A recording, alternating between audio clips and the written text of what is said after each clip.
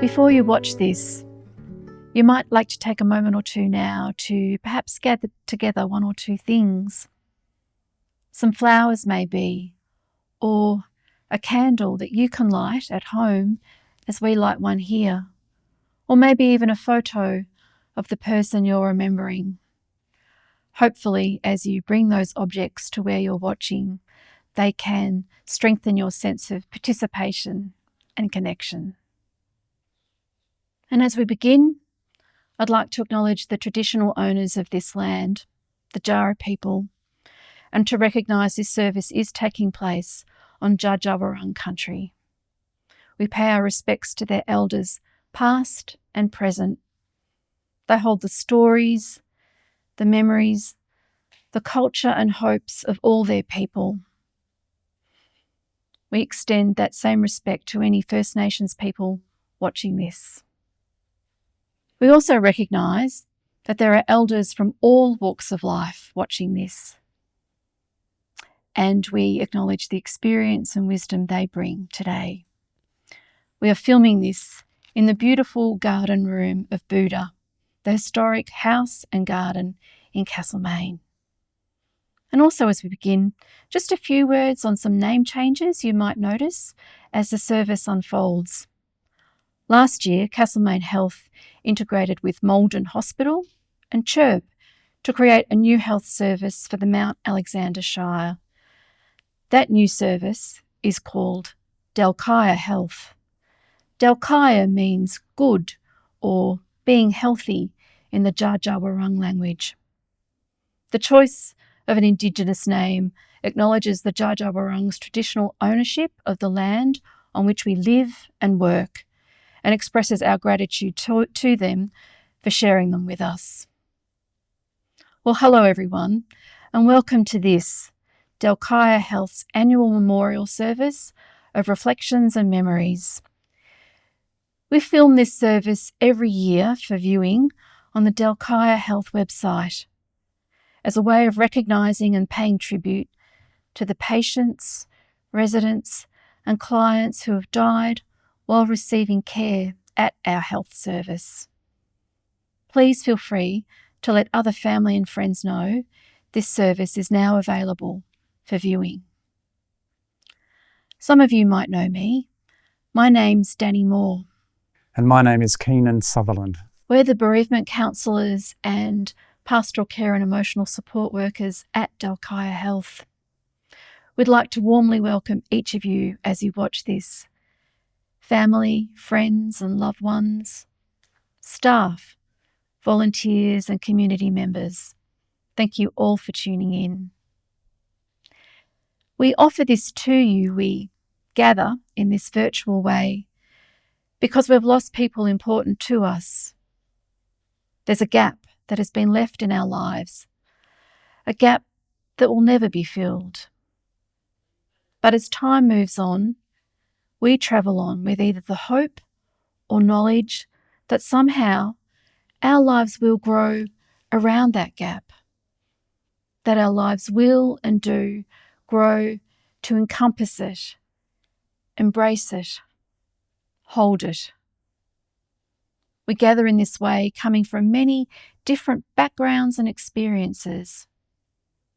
We also come to this viewing embodying many different relationships, husbands and wives, partners and former partners, children and stepchildren, grandchildren and siblings, relatives through marriage, neighbours, friends, carers. We come too with different feelings, some of them too complex or too deeply felt to put into words. All those feelings are welcome here. We also come, each of us, with a unique experience of grief and loss. There will not be a single experience of grief amongst the people watching this that is exactly the same as yours. And yet, we come to this viewing sharing the fact that we have all indeed experienced loss and grief and are all somewhere in the process of reforming our lives. We come believing that each human life is precious, valuable, worthy of our recognition. We believe that the truth, integrity, and hopefulness that resided in each life we remember and honour lives on. We come believing our loved ones are joined in the eternal continuum of human endeavour, stretching back from the past and on into the future. Each life was lived in uniqueness, and the gifts and learning we received from them live on in us.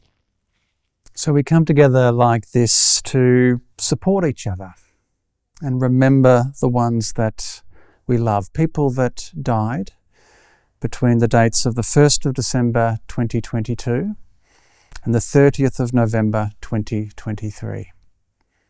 Some of these people were residents at Dhelkaya Health.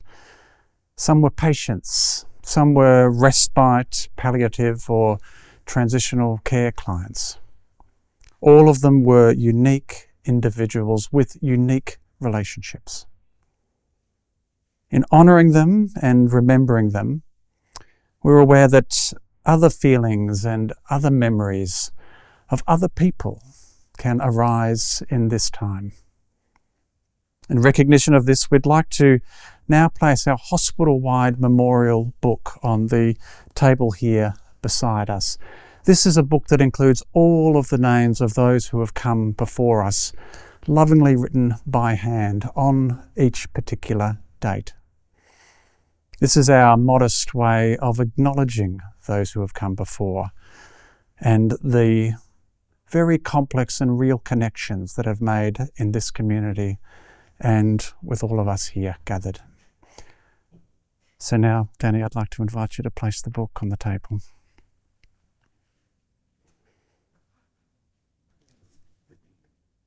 Thank you. And in a moment, we're also going to light our memorial candle. If you have a candle at home, this is the time to perhaps take it out and light it with us as we light our central candle here now. As we do light the candle, we remember the one that we are gathered here today to remember, the one that has been so important to us. We remember them, we mourn them, we miss them. So Danny, if you could light the candle.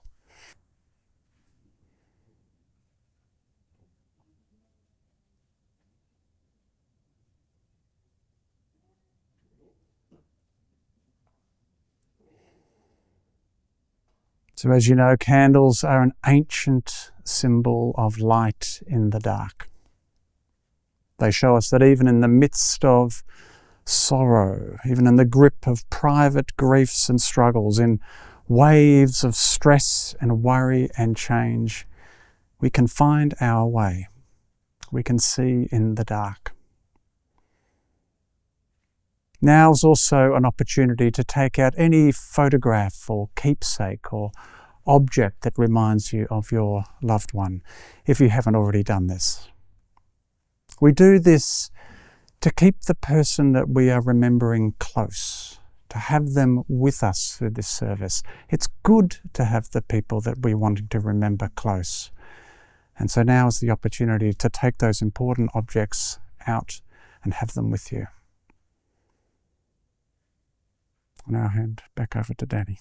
Please allow us to share with you a poem written by one of the world's foremost practitioners of grief and bereavement therapy, Dr. Robert Niemeyer.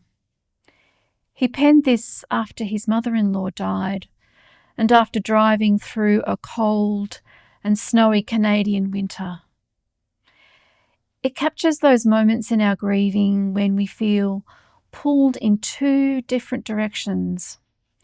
When, after the initial intensity begins to soften somewhat, we start to feel the pull of the future with its needs and its demands, its plans. Yet we also feel ourselves caught in the tug of the undertow of our memories. and our grief. The poem's called The Art of Longing. Those of us who have driven the long, cold road alone have watched the thin line of trees, frosted white, slipping behind like memories. We know the pull of something unseen beyond the reach of dry eyes fixed, blinking at the distant mist. We ride the road with our lonely ghosts, unwavering in their devotion, like penitents at the altar of our grief. This is how we perfect the art of longing, learn to nurse the hurt, refuse the fullness of this world. For now, we keep driving, leaning into the dimming light, leaning further toward winter's receding horizon. The people we are remembering today lived irreplaceable lives. They worked hard, made homes, perhaps married and raised children. They had ambitions and hopes, disappointments, regrets, delights, difficulties, hobbies and eccentric traits. They were complex, interesting, often remarkable human beings. Some of us were lucky enough to know them for our entire lives. Others we met more recently. Regardless of how or when you met them, they made an indelible impression on our lives. To honour these lives, we're now going to recite the names of each unit or service that offered them end-of-life care at Dhelkaya Health. As I speak each name, Danny will light a taper from the central candle here and place it in the sand bowl beside her to represent each one of these units and services. So, we remember our residents of Ellery House.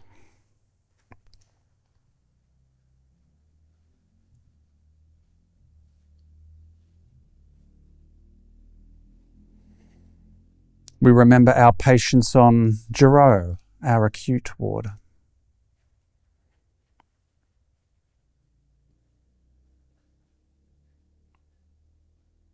We remember our residents of Penhall.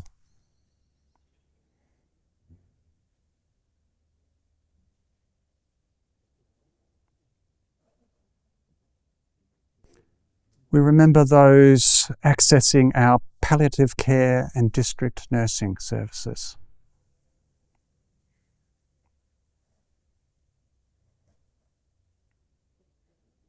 We remember our residents of Jessie Bow House.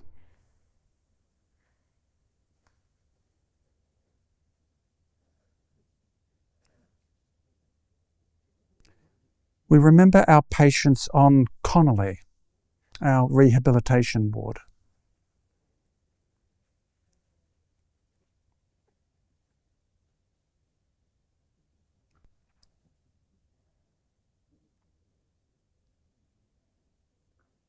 We remember our residents of Thompson House.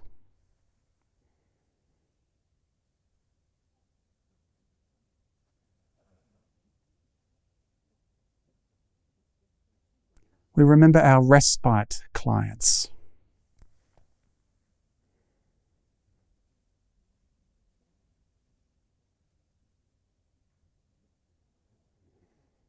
We remember our residents of Mount View Home.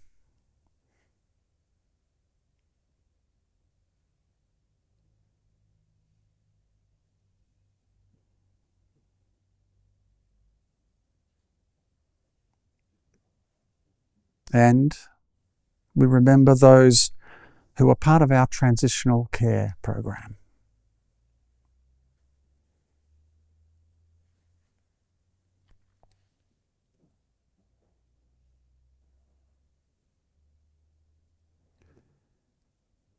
Now that we have lit these candles and acknowledged the various places that have offered such important care, we would like to pause for a moment, just to have a period of silence in which you may like to offer your own personal thanks or prayer or memory or blessing, whatever feels most appropriate to you. Alternatively, you may simply like to sit still and grow as quiet as your own breath. This is a moment to simply be with the memory of our loved one.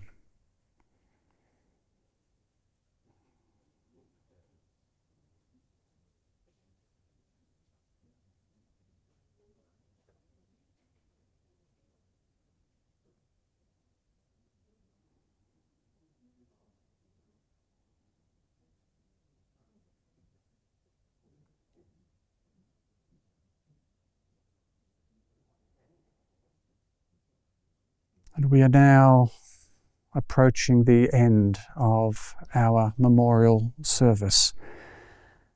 And by now, many of us will have already experienced our first anniversary without our loved one, a birthday perhaps, or a remembrance or a holiday. It can be hard to accept that the one who was so important to us is now so inaccessible. And even when we feel that we have accepted the loss, have come to terms with our grief, even just temporarily, grief has a sneaky way of undermining our certainty. The Japanese poet Issa was no stranger to certainty. As a young boy, he'd grown up learning all about the law of impermanence, the law that says that all things pass quickly away. But when his own 2-year-old daughter died of smallpox, he found himself writing one of the most moving haiku in the entire haiku tradition. It simply goes like this: the world of dew is the world of dew, and yet.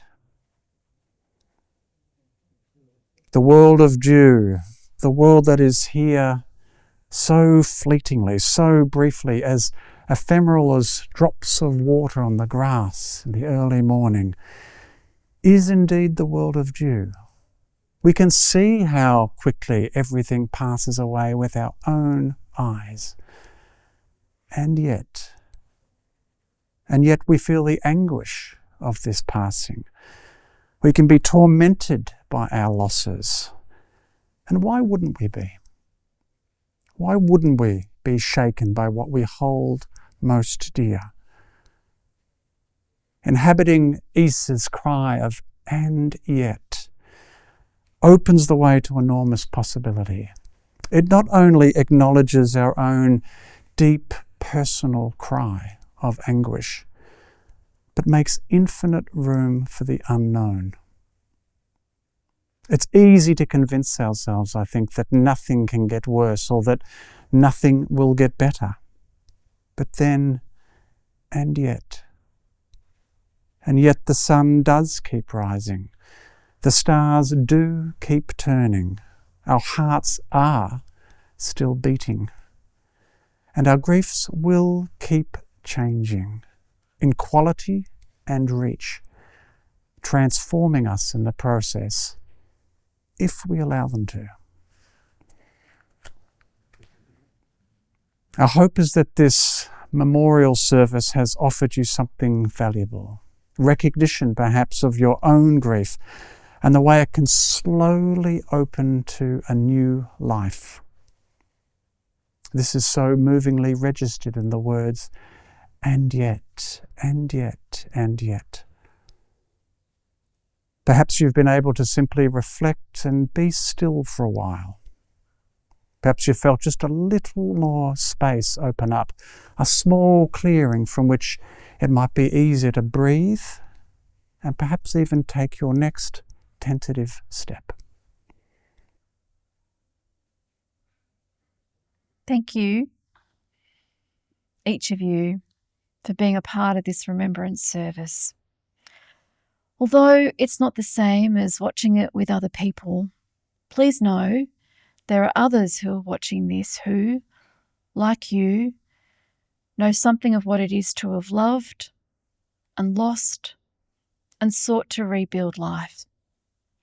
We hope that somehow that offers you some comfort. If watching this has raised difficult emotions for you, please reach out to someone you trust, like a friend or your GP. There will also be some bereavement support contacts displayed at the end of this service for your reference. We'd also like to take this opportunity to express our gratitude to those who have helped us to make this service available to you. We're especially grateful for the support of Janine McCarthy and Miles Bennett. In closing, please allow us to offer you a poem written by that wonderful American poet, Mary Oliver. We offer it to you as a farewell and a blessing as you go on your way. It's called Song for Autumn. In the deep fall, don't you imagine the leaves think how comfortable it would be to touch the earth instead of the nothingness of the air and the endless freshets of wind? And don't you think the trees themselves, especially those with mossy, warm caves, begin to think of the birds that will come, 6, a dozen, to sleep inside their bodies? And don't you hear the goldenrod whispering goodbye, the everlasting being crowned with the first tuffets of snow? The pond vanishes, and the white field over which the fox runs so quickly brings out its blue shadows, and the wind pumps its bellows. And at evening especially, the piled firewood shifts a little, longing to be on its way.